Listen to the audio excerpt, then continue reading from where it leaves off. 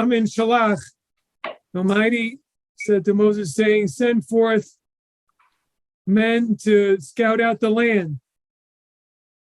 As we know, the story of the 12 spies and the horrible repercussions that are brought about, and the sin that they committed, which was they spoke ill, they slandered the land, they spoke ill of the land of Israel, even though for the most part, besides their little opinion piece, besides a couple of opinion comments, they didn't say anything that wasn't true, actually. Which is one of the questions that I saw that the commentators asked. So that's, I'm kind of just stream of consciousness here, but that's one of the questions I was going to ask tonight is like, what did they do wrong?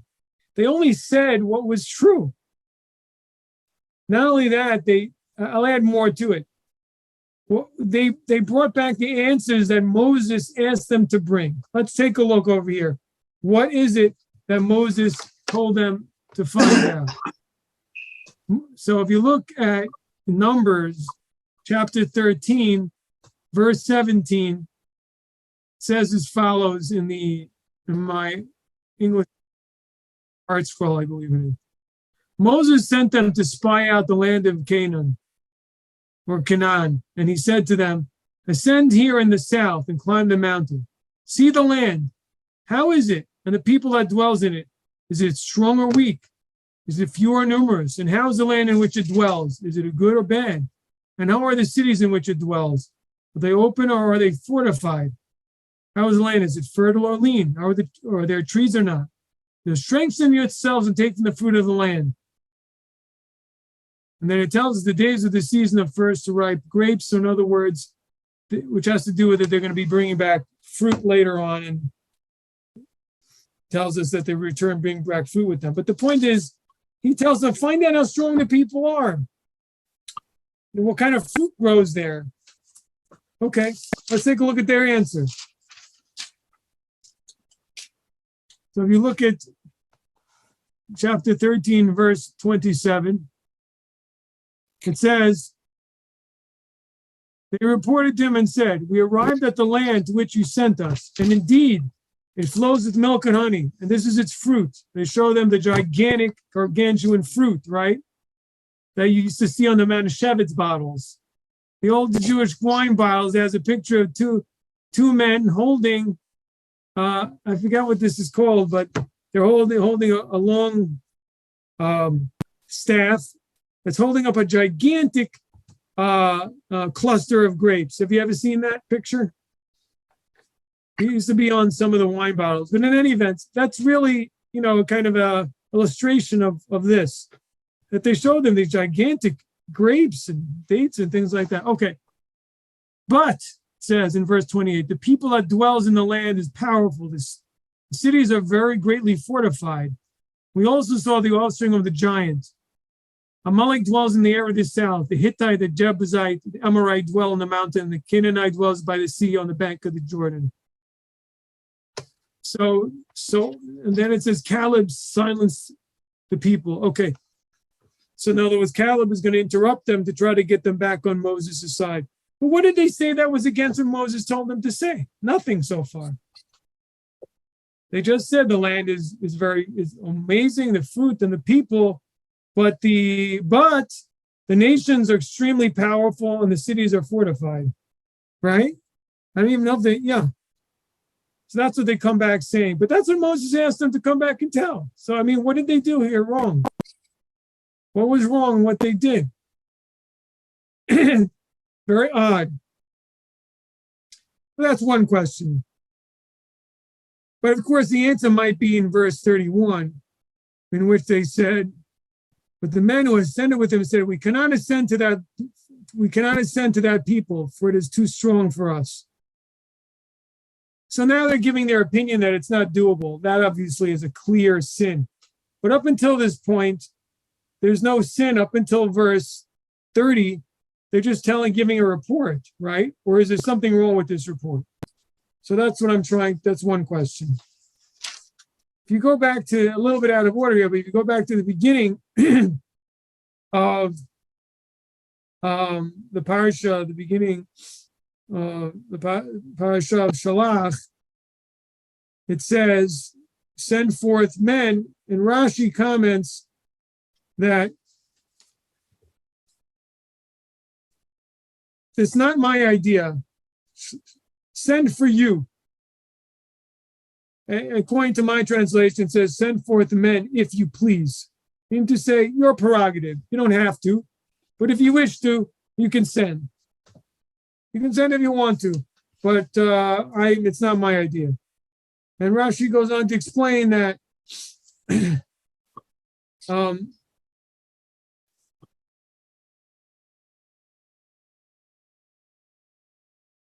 God really was dissatisfied.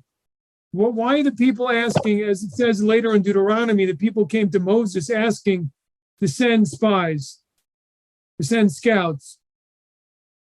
And they wanted to know what the land was like. God was not happy with this because he promised them it was a good land. So what do they have to send spies to confirm it for? and actually, Rashi goes on to say, bringing from our sages, that God says, you question it? You'll see that I'll put you in a position that you'll stumble and fall into the sin of the spies, and you won't go into the land because you had no faith here, because you didn't put your trust in God. So the thing is, why did Moses sin? I mean, there's also another point: is why did God tell him to send, even voluntarily, knowing the result is going to be so bad?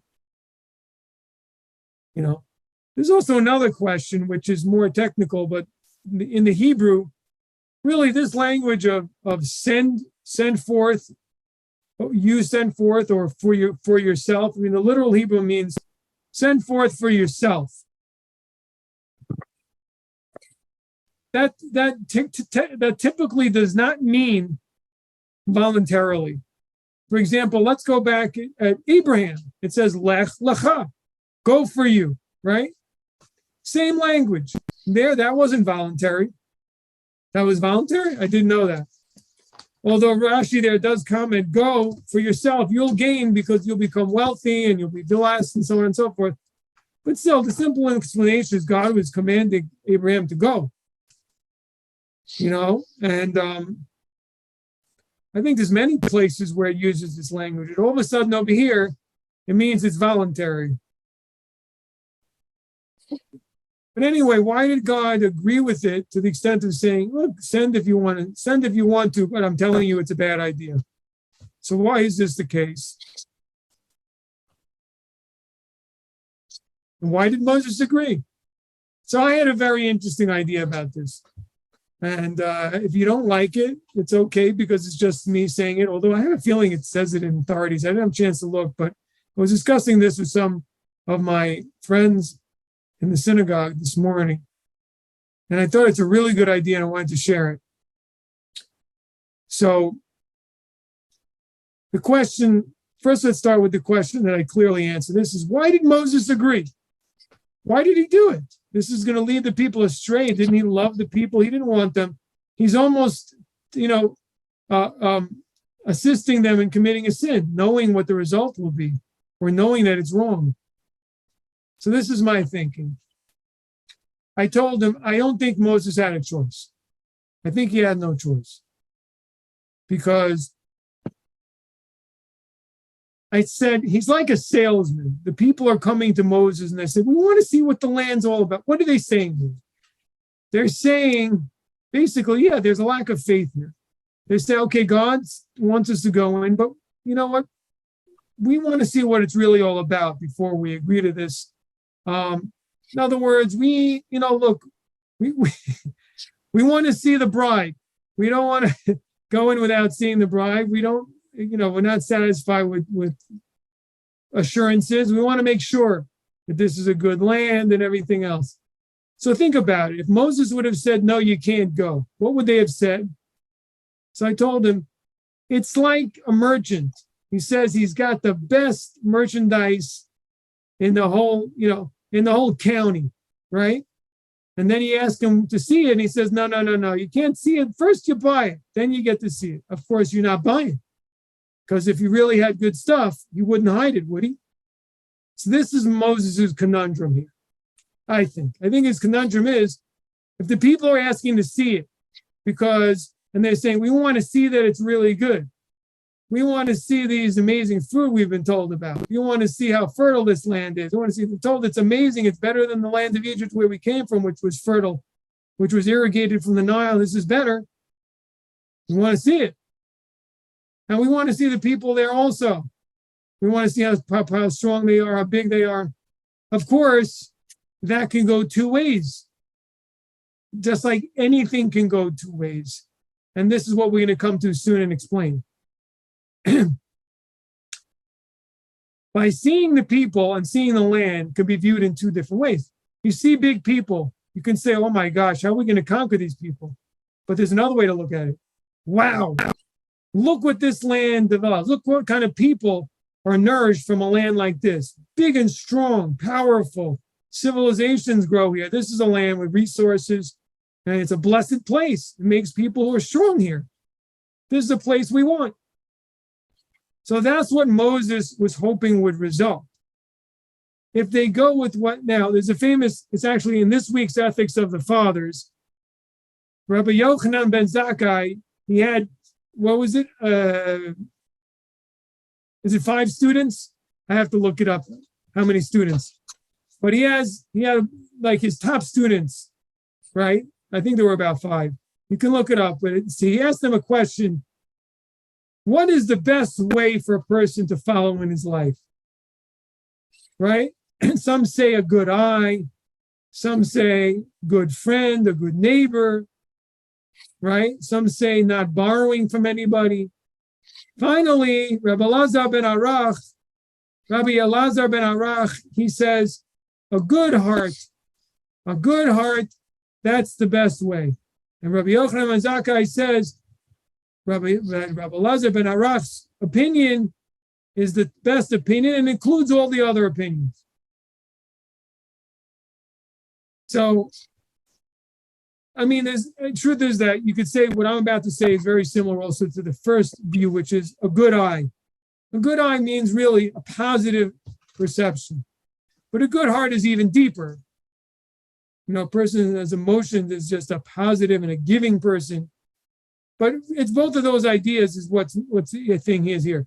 A person's, what is your approach to what you're seeing and your approach to life? You know, and this was what missing with the Meraglim. The Meraglim went in a state of pessimism with a lack of faith and with negativity. And it's interesting because Rashi actually says this.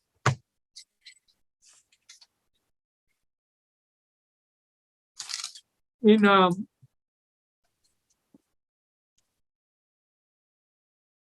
let's see, where is it here? But he says that they went the same way they came. See if I can find this.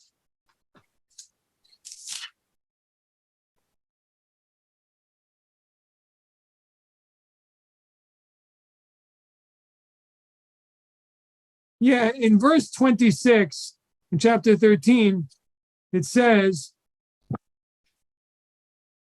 it went and came to Moses and to Aaron. So the question is, what do you mean they went and they came? Well, I mean, literally it just means they went to the land of Canaan and they came back, right? But still, we know they went. So why do we have to say they went and they came? So Rashi comments is to teach you that the same way they came back is the way they went. Meaning, they came back with a wicked plot and they left with a wicked plot too. So in other words, they already had, now was the plan fully developed before they came is unclear. It's implied from Rashi that it was. And yet at the same time, Rashi also says on the words in the beginning of the in chapter 13, verse 3, he says they were all distinguished men. Rashi comments they were all kosher and they were all upright, honest at that time. So it's a little contradictory because here he's saying they went and they came means that when they went to the land, they already were plotting a rebellious plot. And but yet in verse 3, he says that they were upstanding when they left. So it's a little confusing, but I don't really have an answer so much to that, except that it implies that they hadn't fully rebelled yet when they left, but something was already potentially in the works in their mind that was not good when they're already going. They already maybe had a lot of doubt. They already had pessimism. They already had negativity. They already were, they were already, something was wrong with their view of their mission immediately on the way they were going, which explains why they came back with a bad report. And also this explains why their statements about the land had to be interrupted by Caleb even before they had a bad opinion. And this it doesn't say, but it's implied that the way they said it was wrong. The way that they said that the fruits were big and that the people were giants, he knew where they were going already. He already knew that the point was to preface that this land is a land of giants. There's no way we can get there. We're like grasshoppers to them. We're like nothing. This is this is giant land. This is not for us. It's not for people. We're going to get squashed. We came there and we came to, what's the name of that story again, where the man goes to the land of the midget? I forget that story, that myth. What's the name of this? I forget the name of it again. Anybody know? Gulliver's Travels. Yes, exactly. And Gulliver's Travels. This is basically the Gulliver's Travels on its head. They were the midgets, and saying they came to the land of giants, and the people were giants. The fruit were giant. Basically, it's like they went back there. It's a land of it's a land of mammoth people. This is not for us. This is for giants. You see what I mean? So they reinterpreted. It's the same facts, and they turned it into a negative. Moses meant for them to go and see how amazing the land was. But like I say, either way, he had no choice. But his hope was, because the question is, why did he ask them? I didn't mention this question, but why would Moses tell them to test these things? In other words, why is Moses telling them to find out if the land is good or not? Why is Moses telling them to find out if the people are big or not? So what is Moses questioning God also? Moses should have sent them to scout. He should have said, I'm sending you to see what's strong, what are the ways that we can enter strategy. But to tell them to go find out if the land is good or not, this seems to be even rebellious, vis-a-vis Moses, that he's not. God told him it was a land flowing with milk and honey. What does he have to check if it's a good land or not? The answer is he wanted to prove that it was. He wanted to show the people that everything that he was sure that it was. Like I said, like a merchant who's sure of his merchandise. That's Moses. Moses is the salesman of God's product. And he'd tell them, sure, you go and come back and tell us how amazing the place is. Sure, I have no problem. Here's my display case. Look at it, take it out, do whatever you want. I'm telling you, this is the best. You won't find anything like it. And that's what Moses was meant to say. But unfortunately, this shows you this incredible lesson in life. Incredible lesson. Two people see the same thing. One person sees a blessing, one person sees a curse. Same thing. Same exact thing. And the answer is Amunah. We have faith or we don't. Moses walked with faith. He saw only the good. He saw God's blessing. He said, this is it. Look at this. God promised us this land. This land is amazing. It's incredible.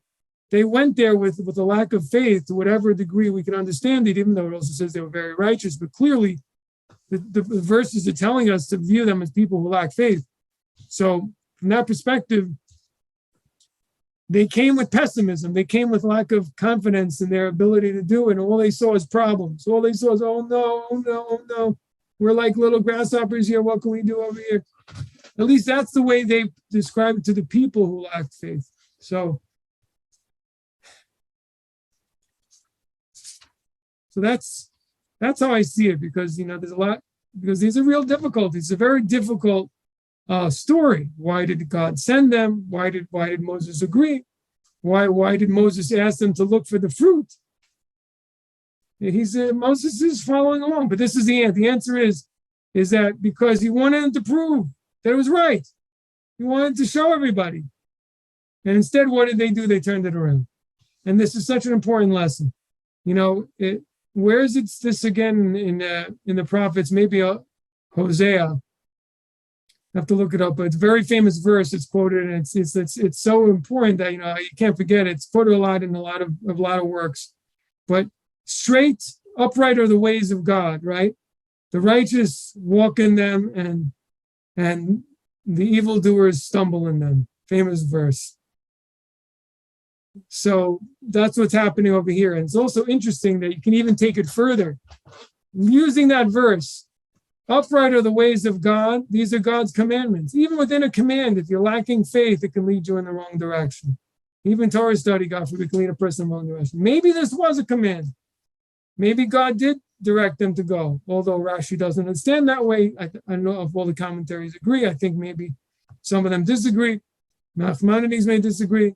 There's a command. But the point is that if it is a command, this is even a bigger lesson. Even in a mitzvah, person, based on his approach to it, on his perspective, and on his level of faith, the person could, God forbid, turn a mitzvah into a means of going down, to a means of coming to a sin, a much worse sin.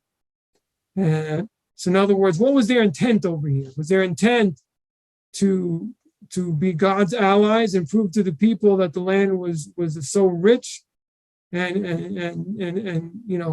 able to have so much nourishment that the people ate of the land, became giants? The nourishment was so good?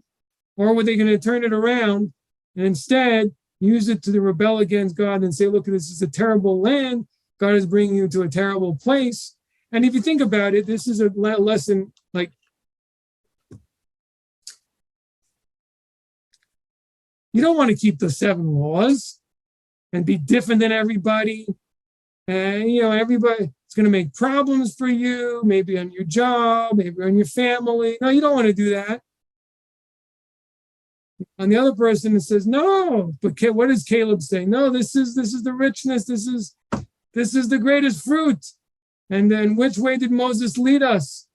Right? We can do this. We can do it. That's what he says, right? In fact, he says that their hope is gone. Let's see.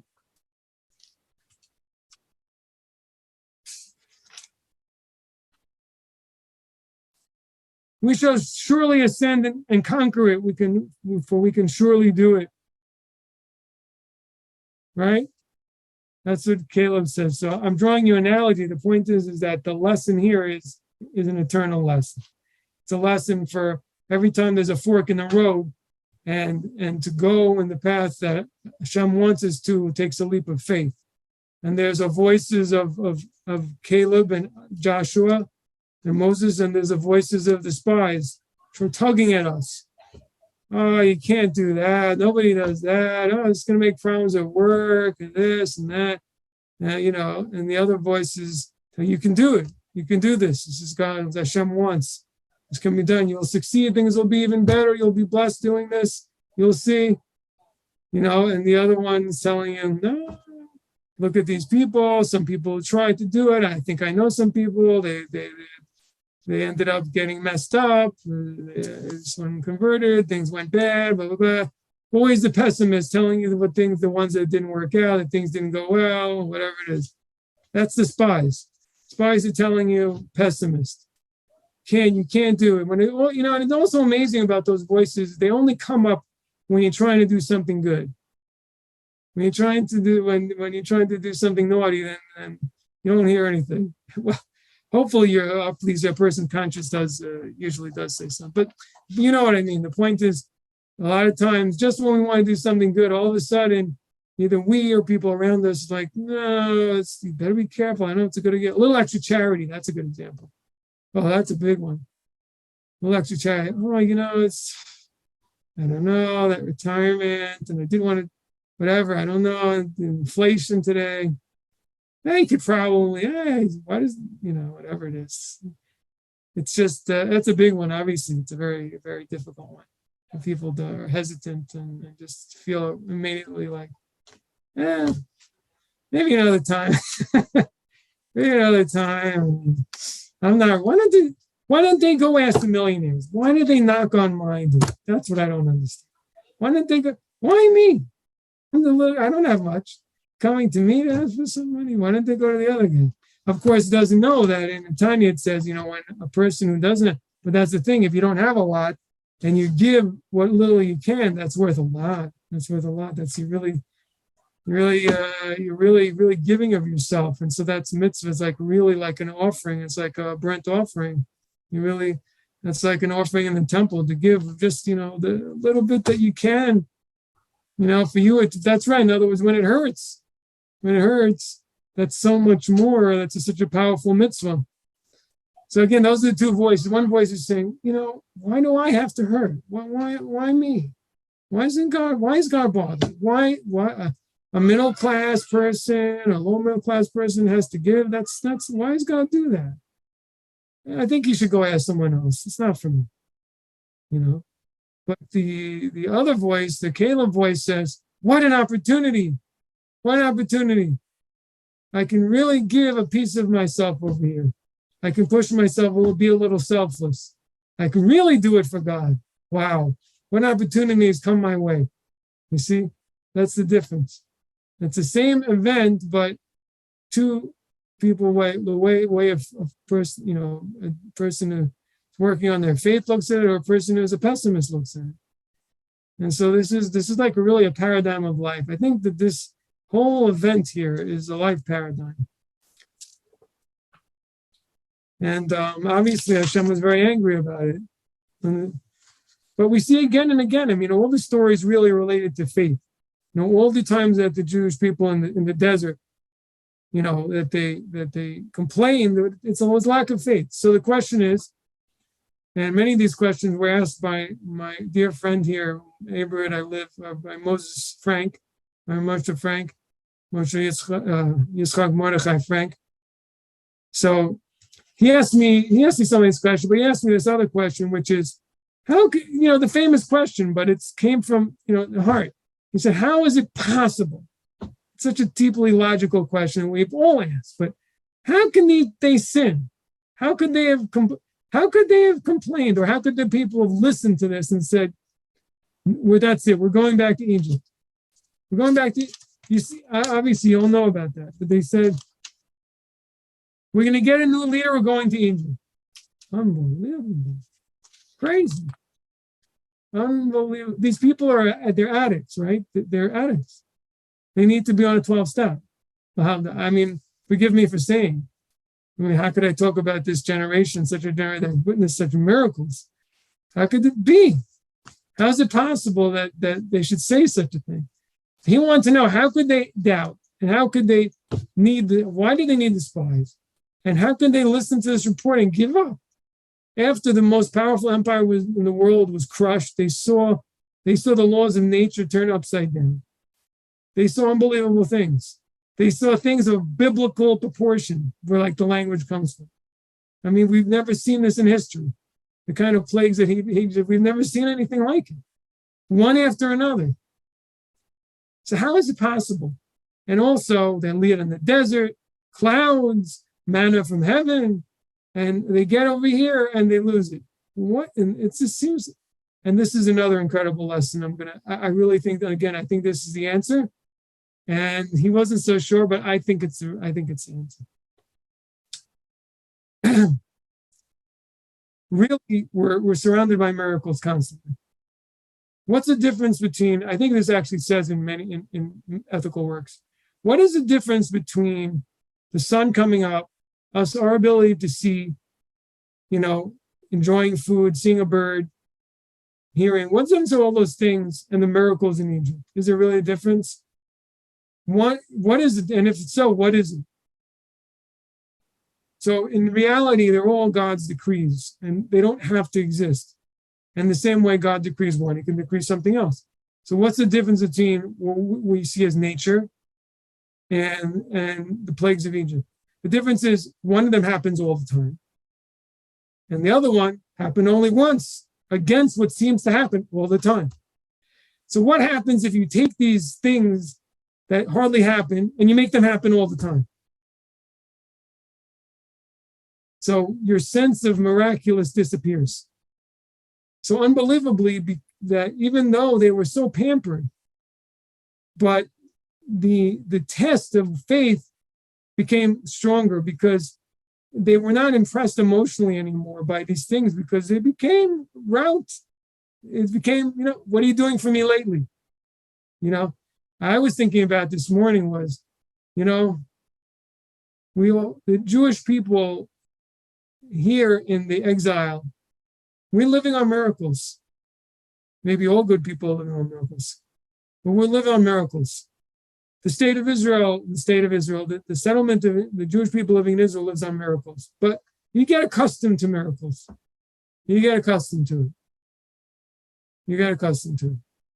it. People living among so many people for so long, different, and having values different than them. You basically, the fact is, you openly, in other people's face, you're vulnerable, and you're in someone else's face, living a life that's diametrically opposed to the way they live. People don't like that. They don't like it. They get angry about it. But the point is, that's what the Jewish people are in among the nations for all these centuries and thousands of years. A very visible minority telling the majority that they don't know what they're talking about, that there's another way to live, and we don't respect the way you live, really. We have a different way. You can do it, we're not going to bother you, but truth is, quietly, we think that there's a whole different way, there's a right way to behave and live. People don't like that. And so the fact that the Jewish people can continue and they're not openly hated and is a miracle. It's a miracle, and it's a miracle we get used to. We get used to it. We don't take it,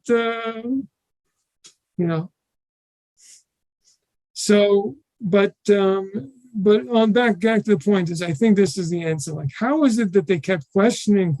Because it became, it's like doing something today. That's why last week they were talking about we're hungry or this, because they became accustomed to the miracles they had daily. Became dry already.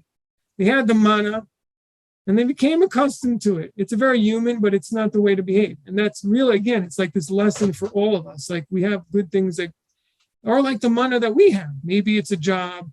How about the U.S. economy? We're so lucky we're born here in this such a rich country, and we have so many, conveniences and things that people living across. Look where Benjamin lives, and the difficulties he has to go through in Africa and the way they're living over there. But we were born here, right? And we were born in this generation with all this technology, and life is so much easier, and information is so much easier, all these things, And listen, God made that happen.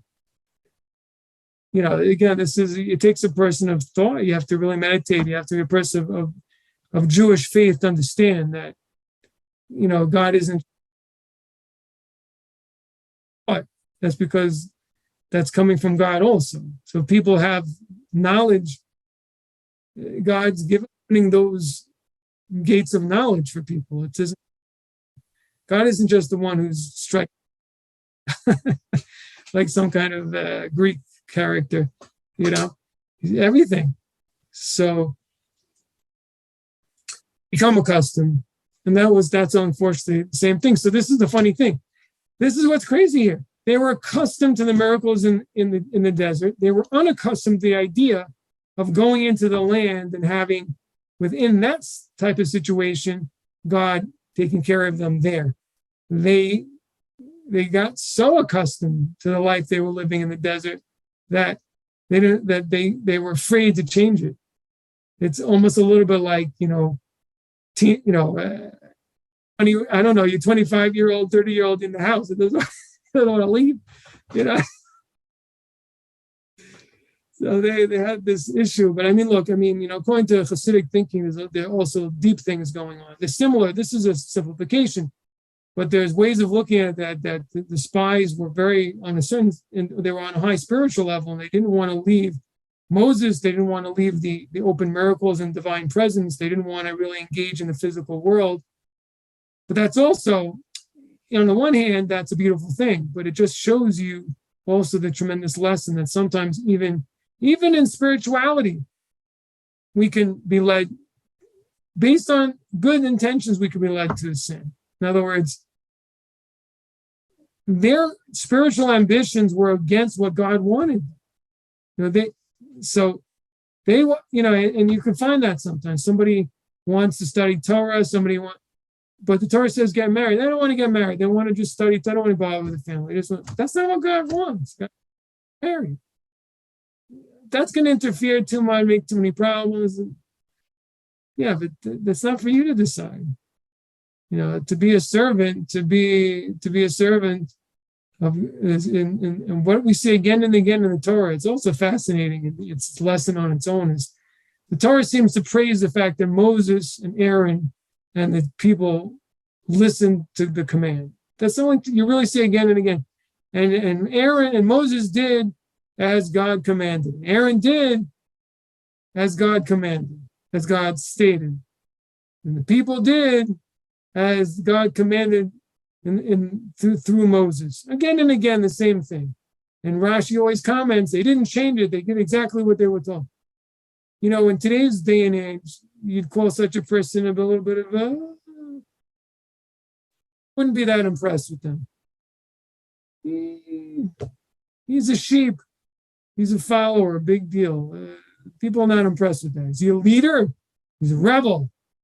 That's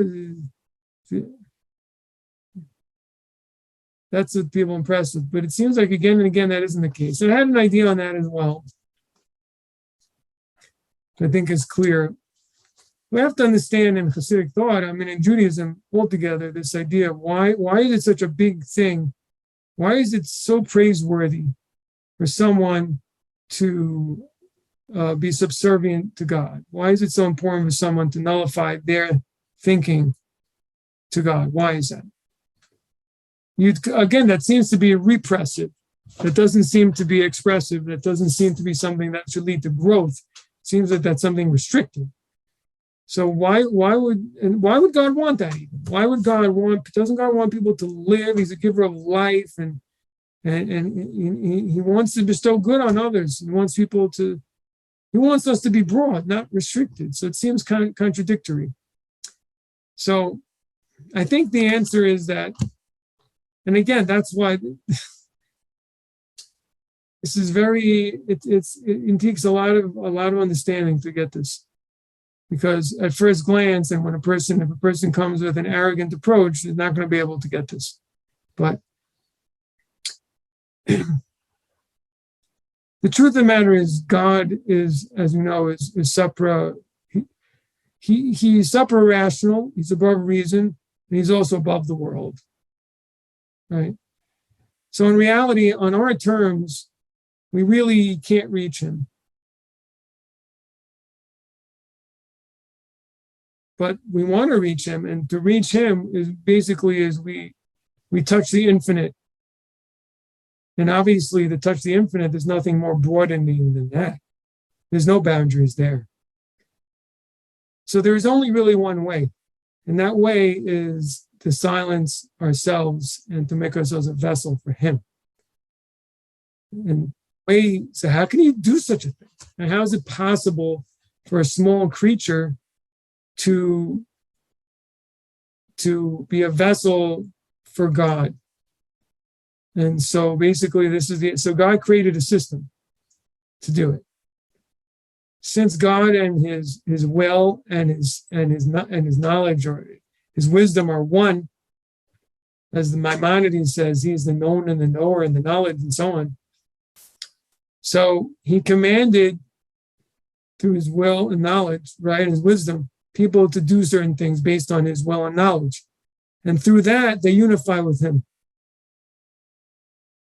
So that's how it works. So we follow that, but as long as we're present, meaning to say our ego is present there, and we don't,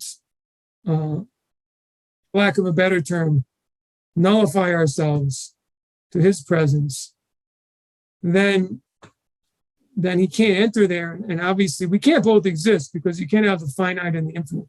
Technically God can do anything. But the point is that it's only through the silence of our finite restricted selves and the falsehoods that we carry and the limited views that we carry as humans, as limited beings, can we have access to the infinite? And so it's necessary to quiet that ego and to follow and to be humble. And it's through that, therefore, that we can expand. So, I mean, you can also, some people also, you could say that a little bit about altruism in general, but so it's not something that's restricting, it's actually something that is expanding. So it's a strange paradox, but yet the true one. And this is also particularly why, but yet at the same time, that's why it's important also to, like, there's 7 laws for the children of Noah, and there's 613 for Israel, and half of those work, and the different. But the point is that when a person follows God's commands, but in the commands that were given to him, so they're doing 2 things simultaneously. On the one hand, the person's nullified to God, yet through that, they also are self-expressive. Because in the deepest sense, if God says, do so and so and so, that's the deepest positive. It's a reflection of our best self. What God's really saying, I want you to do what really inside of you is there. It's in there. I mean, there's this saying in Hasidic thought, which I'm sure I mentioned before, which is, if God commanded it, then he's given the power. Within the command is the power to accomplish. So that basically means that within the command, it either reveals or implies or infers that the person innately has that ability. It's already there. It's there. He has that nature. It's just that it's the deepest, noblest of our nature. And that's why that you have a feeling that when you speak about it, you feel uplifted because, you're transcending. But it's a part, but yet at the same time, it's something that is very much in line with who we are. You don't feel that when you're doing these things that somehow you're forcing it or something like that. Certainly not if you're doing it as part of your relationship with God and you understand who God is and you're connecting to him and so on. Then if you're doing it, a person has been taught poorly that there's a mean God who's forcing you to do things, the person may feel disgruntled. It's possible. They were taught the wrong way, taught with, by a grumpy, impatient person or parent, they may feel lousy. It's possible, unfortunately. But if they approach it correctly and they understand who commanded them to do these things and they connect properly, then they should feel an expansion as opposed to restriction. And they should feel that they're expressing themselves, their most noblest self. And so, and that's uplifting as opposed to, things that are opposed to, and that's why, again, this is going off the topic, but to expose ourselves as much as we can to examples of noble behavior and upright behavior and thinking. And I can't emphasize it enough. And what we expose ourselves to and study and learn about, including stories, whatever the sources are of noble actions, moral behavior, and tzaddikim stories or stories from what you connect to and the Noach world, whatever that is, or online, but positive stuff as opposed to negative. And I think that's also part of the test today. I think there's a lot of I've never seen so much negative things in my life. What's going on today? And so it must be a test, it must be some kind of test. And we have to try to really, really separate ourselves from all these things and instead, full of our experiences with as much light as possible instead of darkness and dysfunction. Okay.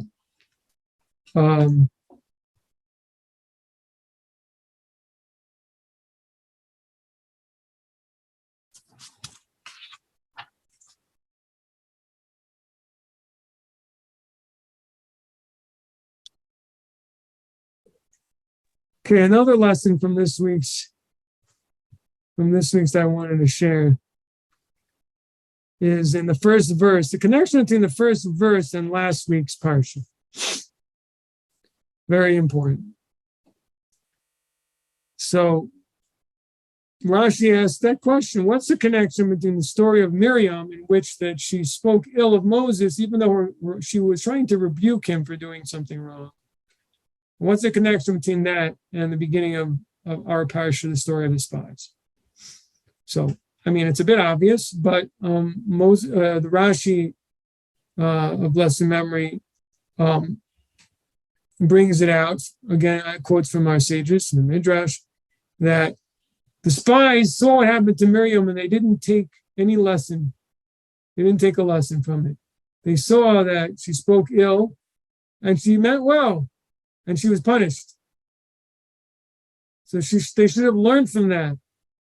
They should have learned from that story, and obviously, and made an about face in their plan to speak ill of the land of Israel. First of all, we see the seriousness of speaking ill of the land of Israel, that we're comparing it to speaking ill of Moses.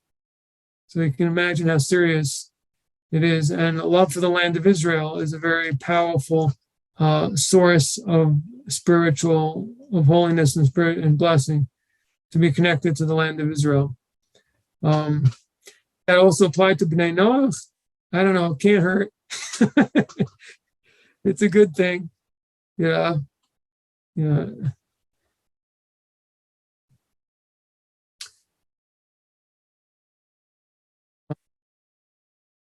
Noach are connected to Moses. I harp back at that point that Maimonides brings out, that the 7 laws were reiterated at Sinai. And it's a very, very powerful idea there, that the laws were re-given in order that, that they should be given with the power of Moses' prophecy. It's a very, very powerful thing.